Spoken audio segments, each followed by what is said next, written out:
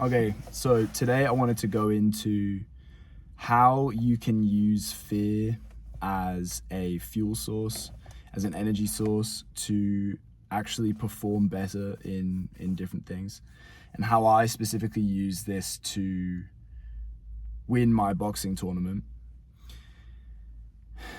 I think that the process for this is pretty simple to lay out, and for a lot of people, I think just hearing the process laid out will actually help. But you do have to put in some effort to actually kind of get it to work. I think the first step is you have to acknowledge that you have the fear about something. Don't be too much of a bitch to acknowledge that you feel the fear. I think that for a lot of people, they think that acknowledging the fear to themselves is being a bitch, but I actually think that being too afraid to admit you feel fear is more cowardly. So step one is acknowledge that you feel the fear. The second thing is to use some mindfulness to actually step back from that feeling, that emotion, and actually analyze it for what it really is. This is a lot easier to do when you have some knowledge of the actual like chemicals behind what fear and anxiety are in the body and in the brain. Fear and anxiety from a biological perspective are almost an identical combination of chemicals as excitement.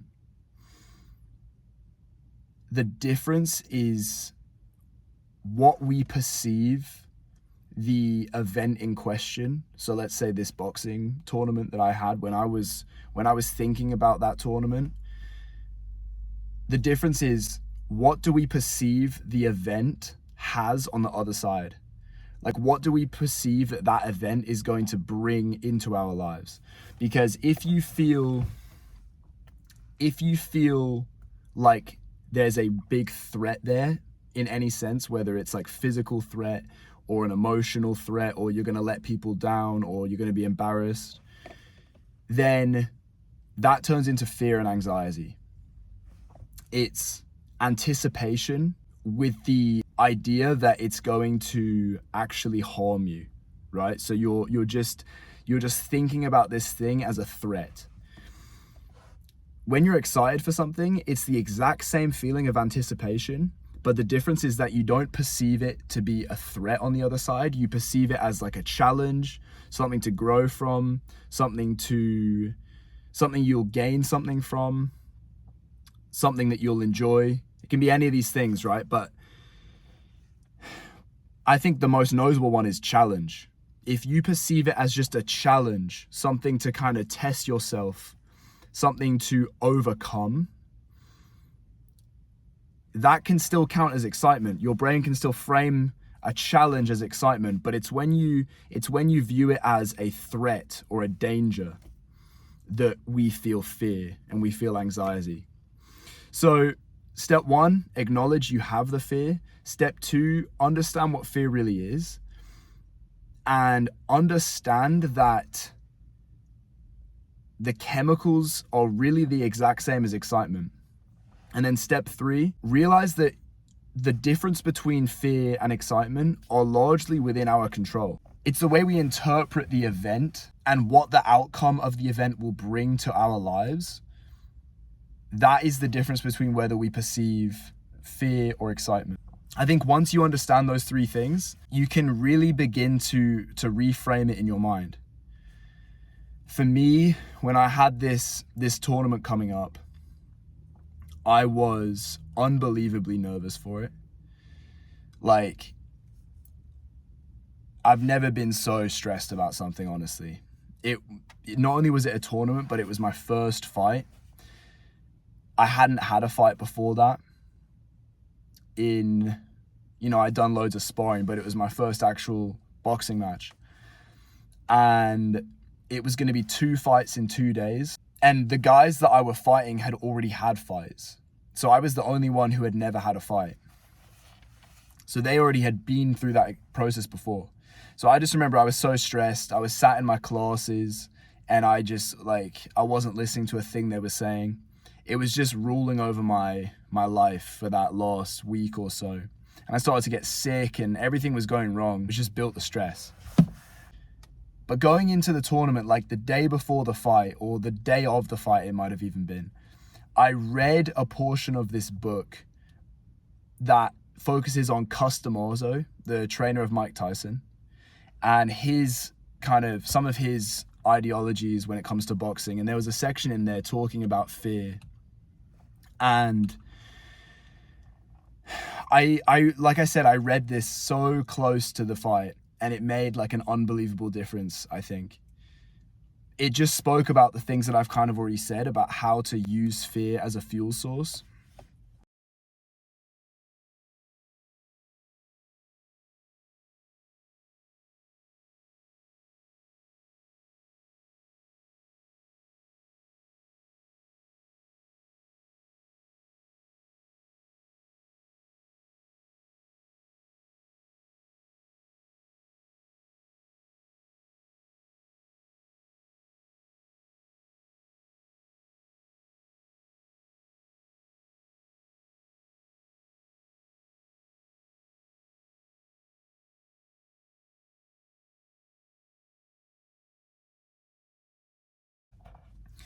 And I remember I went to the arena.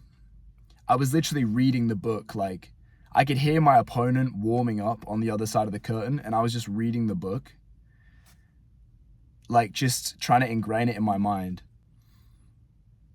And when I got into the ring, I had the energy in me, but I didn't have the emotions.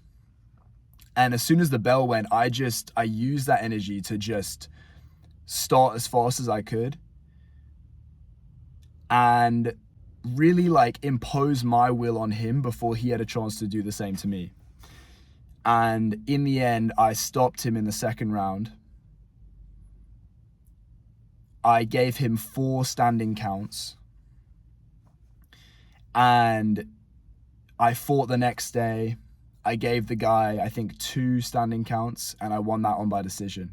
Both times, I used that energy that I was given by the fear, and I stripped the fear from it, and I just used it as fuel. I used it as energy. And like I said, I think that just comes from understanding what it is. It's just chemicals in your body, and you have the power to interpret them however you want. I know that there's research that points to even just like saying to yourself, that's not fear, that's excitement. Just kind of saying these things to yourself can actually, it's like faking it till you make it, right? That can actually be really beneficial. Another aspect which I haven't seen so much in the research that I've done on it, but just from my own experience, is I found that the longer I dwell on something, the more the fear grows. Whereas if I just jump into it as soon as I actually can, I don't allow the fear to actually expand and kind of take over my mind more. So in the case of this fight, when the bell went, I just jumped on him straight away. I didn't think about it for a fucking second, because it didn't allow my brain a chance to like second guess what I was really doing.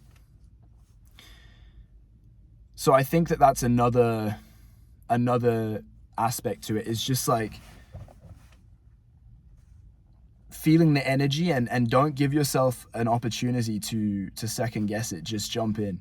Obviously for certain things you can't, like in the lead up to the fight, I couldn't bring the fight closer. I couldn't start the fight sooner. I had to wait for it. But once you have the chance to jump in, just jump in. Yeah, I hope that that's useful.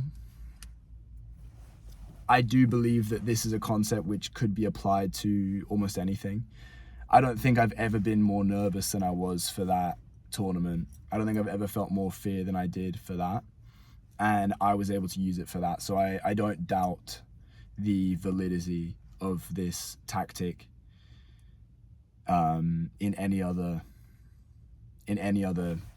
area of my life, really. That's what I got today. Just I got some other video ideas, things I'm working on and stuff. So yeah, I'll see you in the next one. But if you have any suggestions for things you want to see me talk about, leave them in the comments. And yeah, I'll see you in the next one.